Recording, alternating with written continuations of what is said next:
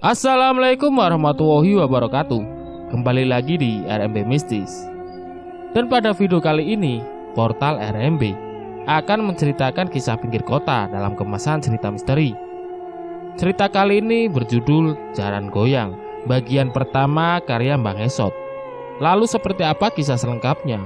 Langsung saja dan selamat mendengarkan.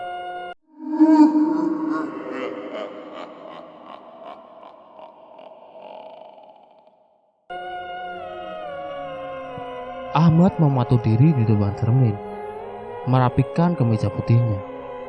Rambutnya disisir gelimis. Ia semprotkan minyak wangi ke seluruh badannya. Senyumnya mengembang. Ia jilat jari telunjuknya lalu dioleskan pada kedua alis yang tebal. Malam ini adalah malam yang sangat istimewa bagi Ahmad, karena ia akan menyatakan cinta pada Mila.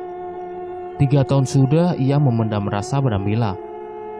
3 tahun sudah ia membayangkan bisa hidup bahagia bersama Mila. Dan 3 tahun sudah Mila selalu menolak kalau diajak jalan berdua. Tapi entah setan apa yang merasuki Mila. Malam ini wanita itu mau diajak makan malam bersama Ahmad. Kantor kurir adalah awal pertemuan Ahmad dengan Mila. Saat itu Ahmad bekerja sebagai staf counter, sedangkan Mila jauh lebih tinggi jabatannya dari Ahmad. Mila bekerja sebagai operation manager yang kebetulan menjadi atasan Ahmad. Sikap Mila yang selalu baik pada siapapun membuat Ahmad jatuh cinta setengah mati padanya. Awal pertama Ahmad berhasil mendekati Mila sangat konyol. Ia sengaja mengempeskan ban mobil Mila agar Ahmad bisa memberikan tumpangan padanya. Padahal ya si Ahmad ini sebagai staf biasa, hanya membawa motor bebek yang kalau digas suara mesinnya seperti kakek yang batuk-batuk. Maklumlah, motor tua. Siasat Ahmad tidak berhasil begitu saja. Saat pertama ban mobil Mila dikempeskan, Mila menolak tumpangan dari Ahmad. Ia lebih memilih naik ojek online. Tapi perjuangan tidak berakhir di situ. Besoknya dan besoknya lagi, sampai seminggu berturut-turut, Ahmad rajin kempeskan ban mobil Mila. Sampai akhirnya Mila mau naik tumpangan Ahmad. "Mbak Mila." Ahmad membuka obrolan sambil fokus mengendarai motornya. "Iya, Mat." Mila sibuk dengan smartphone-nya. "Boleh nggak aku panggil Mila saja?" Mila mengerutkan keningnya lalu kembali ke layar smartphone. Boleh," jawab Mila singkat. "Boleh juga nggak aku follow sosial media kamu?" Mila mematikan layar smartphone dan memandangi Ahmad dari belakang. Keningnya berkerut. Dalam hatinya ia bergumam, "Ini orang kenapa sih?" "Boleh, tapi fokus aja dulu bawa motornya. Nanti kalau nabrak kita nggak bisa saling follow di sosial media loh." Semakin berbunga-bunga saja hati Ahmad. "Siap Mila." Tapi tiba-tiba ia malah memberhentikan lanjut motor tuanya dan mengeluarkan smartphone yang layarnya sudah retak, seperti habis dibawa perang dunia II. Mila heran kenapa Ahmad berhenti. Ia mulai curiga kalau Ahmad akan merampoknya. Wah, atau jangan-jangan dia akan jadi korban pelecehan seksual. Kenapa berhenti? "Sebentar Mil." Ahmad membuka sosial media miliknya. "Sudah aku follow ya." "Ya ampun, Mat, kan bisa nanti lagi." Sergah Mila kesal. "Untuk urusan rasa nggak bisa dinanti-nanti Mil." Mila semakin heran dengan kelakuan si Ahmad. Kini ia bergumam lagi dalam hatinya, "Kampret banget nih orang. Aduh, kalau tahu begini mendingan gua jalan kaki." Iya, udah aku follow ya."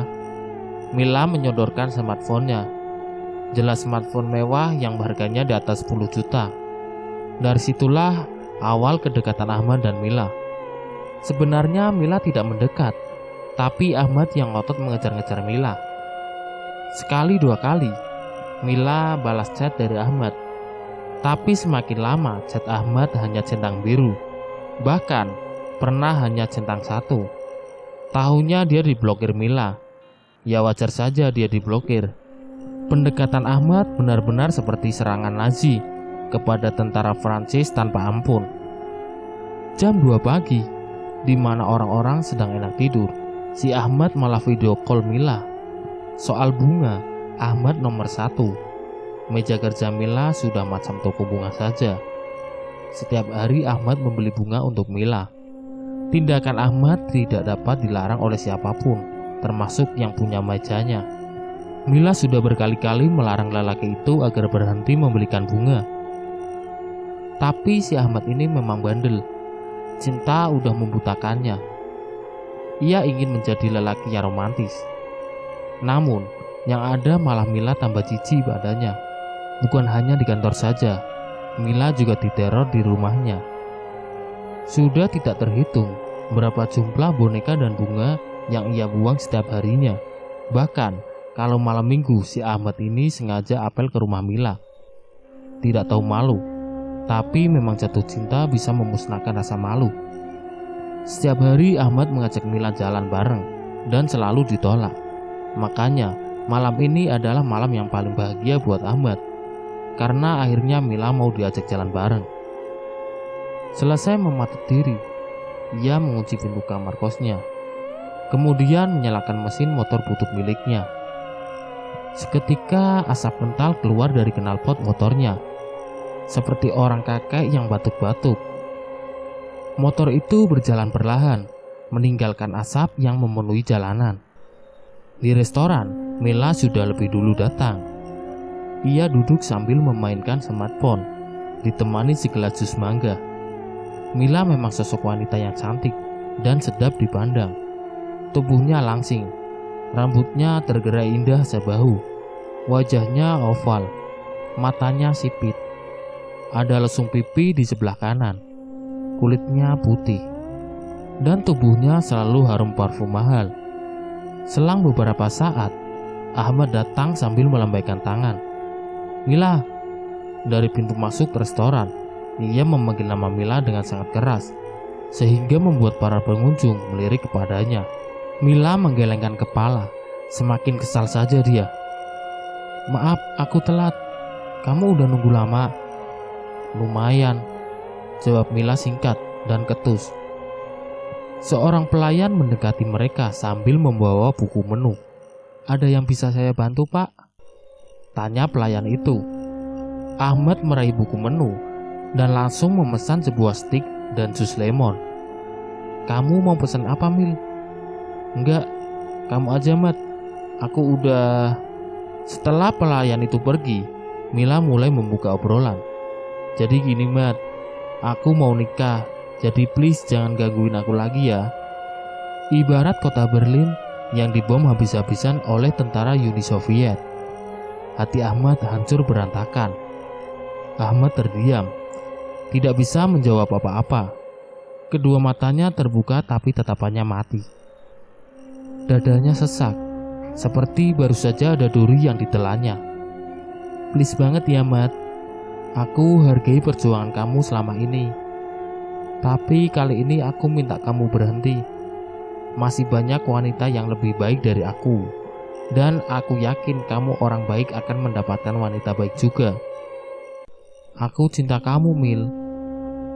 Aku tahu, tapi aku gak bisa. Jadi mulai detik ini jangan pernah ganggu aku lagi. Mila pamit begitu saja dari hadapan Ahmad yang tertunduk lesu. Sebuah stik dihidangkan di atas mejanya. Ahmad tidak memakannya. Selang beberapa menit setelah Mila pergi, Ahmad bangun dan berjalan ke kasir. Makanannya masih utuh. Berapa, Mbak? Semuanya jadi 700.000 rupiah. Ahmad tertunduk lagi. Uangnya tidak cukup. Aku ada uang 300.000. Boleh nggak aku mau ninggalin KTP dulu, nanti besok aku bayar. Kasir itu memanggil atasannya dan menjelaskan permasalahan Ahmad. Iya, Pak, tinggalin aja KTP-nya, kata seorang lelaki sambil tersenyum ramah. Di jalan pulang, Ahmad melamun. Ia masih tidak menyangka kalau Mila akan secepat itu menikah. Ia bahkan tidak pernah tahu kalau Mila sudah punya pacar. Motor bututnya melaju dengan kecepatan normal. Tapi tiba-tiba saja, seekor kucing hitam melintas di hadapannya. Sontak saja Ahmad terkejut dan membanting motornya ke arah kanan, lalu terjebur ke dalam sungai yang hitam, bau dan kotor. Dengan panik, Ahmad berenang ke tepian, kemudian duduk di pinggir sungai yang bau itu. Ia mendongak ke langit sambil menangis. Nasibnya sudah jatuh ke timpa tangga. Ahmad kehilangan pekerjaannya. Ia dipecat lantaran tidak masuk kerja selama seminggu berturut-turut tanpa kabar. Ia mengurung diri di dalam kaosnya. Badannya semakin kurus. Garis tulang rusuknya terlihat jelas. Setiap malam ia begadang dan menangis sendiri di kamar mandi. Kamarnya berantakan. Foto-foto Mila masih menempel pada dinding kamarnya. Spray kasur bergambarkan wajah Mila. Sudah tidak ia cuci selama seminggu, sehingga menimbulkan bau apek yang menjijikan. Sarung bantal yang juga bergambar wajah Mila sudah penuh dengan garis-garis bekas ilernya. Kamarnya pengap, bau dan remang. Bukan satu atau dua kali Ahmad mencoba untuk bunuh diri, tapi nyalinya belum sanggup melakukan itu. Selalu gagal dan selalu takut. Ia teringat hal-hal indah selama berjuang mendekati Mila. Ia juga teringat wajah cantiknya Mila. Kemudian ia menangis lagi. Ahmad duduk di tepi tempat tidurnya. Ia hanya mengenakan celana kolor. Badannya tidak terurus. Kukunya hitam. Rambutnya acak-acakan. Bau keringat. Entah sudah berapa hari dia tidak mandi. Tiba-tiba handphonenya berbunyi. Sebuah telepon dari Tatang sahabatnya. "Boy, masih galau lu?" "Ya Tang." "Ya elah, udah sih cari yang lain, masih banyak Mat. Gak tahu nih, perasaan gue ke dia dalam banget. Lu mendingan pulang dulu, lalu kita cari solusinya," saran Tatang. "Gua mau mati aja Tang." "Kalau lu mati, terus lu gentayangan di rumah si Mila. Tiap hari lu bakal lihat kemesraan Mila sama suaminya. Terus galau lagi. Lo mau jadi setan galau? Udah jadi setan mana bisa bunuh diri lagi coba? Pasti lo bakal kesiksa bro." "Iya juga sih," timbal Ahmad dengan lesu. "Mendingan lo balik dulu aja. Udah lama juga lo gak pulang kampung." "Iya deh, besok gua balik. Lagian gua udah gak punya kerjaan lagi di Jakarta." "Lu resign?" "Dipecat Tang." "Kenapa?" "Gue bolos seminggu." "Ya elah, bego banget sih lu. Pasti gara-gara galau lagi nih." "Iya." Besoknya Ahmad berkemas. Mungkin saja ia tidak akan pernah datang lagi ke Jakarta. Ahmad harus menempuh perjalanan 5 jam menuju kampung halamannya. Secara tidak sengaja di dalam bus, ia bersebelahan dengan seorang lelaki parubaya yang mengenakan jaket hitam. Ia berdeham lalu berbasa basi kepada Ahmad. "Kamu kelihatannya sedih sekali nak." Tiba-tiba lelaki itu membuka obrolan. Ahmad menoleh sesaat. Ia tidak menjawab, hanya tersenyum tipis. "Biasanya kalau anak muda sepertimu sedih kayak gini, ya pasti urusan cinta." Ahmad tetap terdiam. "Memang Mila itu wanita yang cantik," lanjut lelaki parubaya di sampingnya. Ahmad seketika terkejut, bukan kepalang. Dari mana lelaki itu tahu tentang Mila? "Bapak tahu Mila dari mana?" Bus yang mereka tumpangi melintasi jalan rusak, sehingga bergoyang-goyang. Ahmad berpegangan ke kursi di depannya, sambil terus menatap lelaki misterius di sampingnya. "Begini anak muda, Abah punya pelet situ. Dan kalau kau mau, silakan datang saja ke kampung Situ Gede. Abah tinggal di sana." Ahmad mengerutkan keningnya. "Panggil saja aku Abah Kuir." Abah Kuir memberhentikan laju bus. Ia sudah tiba di tujuannya. "Aku turun di sini." Abah belum jawab. "Dari mana Abah tahu tentang Mila?" "Bukan hanya sekedar tahu, tapi aku bisa membuatnya jatuh cinta kepadamu Ahmad." Belum terjawab satu pertanyaan, kini Ahmad semakin dibuat kebingungan.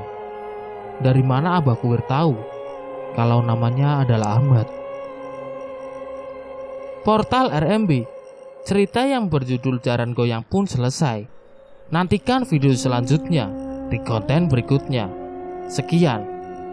Wassalamualaikum warahmatullahi wabarakatuh.